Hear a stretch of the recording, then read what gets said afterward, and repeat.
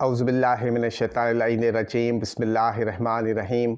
तमाम तारीफ़ें उस ज़ात वाहिद के लिए जो बोलें तो सुनता है और ना बोलें तो जानता है, और बेशुमार दुरूद व सलाम हो मोहम्मद व आले मोहम्मद पर, जिनके तुफ़ैल अल्लाह रब्बुल इज़्ज़त जल्ल शानहू तमाम मखलूक़ात आलमीन पर मेहरबान होता है। नाज़रीन कराम, अस्सलामु अलैकुम व रहमतुल्लाहि व बरकातुहू। मेरी और मेरी टीम की तरफ से आप तमाम अहबाब को, भाइयों को, बहनों को, बुज़ुर्गों को और प्यारे प्यारे बच्चों को ईद उल फ़ितर की बहुत बहुत मुबारक। अल्लाह तबारक व तआला आप तमाम को शाद आबाद रखे, इलाही आमीन। हम बहुत ही खुश नसीब हैं कि अल्लाह तबारक व तआला ने हमें रमज़ान मुबारक जैसा बाबरकत महीना अता किया और ईद उल फ़ितर की खुशियाँ अता की,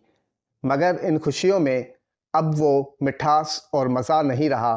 क्योंकि हम में से काफ़ी दोस्तों में किसी का वालिद साहब इस दुनिया में नहीं है, किसी की वालदा माजिदा इस दुनिया में नहीं है, किसी के भाई, किसी की बहन या किसी का बेटा और किसी की बेटी या किसी के अज़ीज़ रिश्तेदार और दोस्त इस दुनिया में नहीं रहे, जिनकी वजह से हमें ईद की खुशियाँ मनाने में एक कमी सी महसूस हो रही है। मैं आप सबसे गुजारिश करता हूँ कि ईद के दिन एक चक्कर कब्रिस्तान का ज़रूर लगाएं, क्योंकि वहाँ वो लोग मुदफ़न हैं जो कभी हमारी खुशियों का बाइस थे और कभी हम उनकी खुशियों का बाइस थे। आज वो वहाँ पर अपनी मग़फ़िरत के लिए हमारी दुआओं के मुंतज़िर हैं, इसलिए ज़रूरी है कि हम कब्रिस्तान जाएं, अस्सलामु अलैकुम कहें और उनके लिए सूरह फ़ातिहा पढ़ें। और जैसा रसूल खुदा सल्लल्लाहु अलैहि वसल्लम ने इरशाद फरमाया, जिस शख्स ने ईद के दिन 300 मरतबा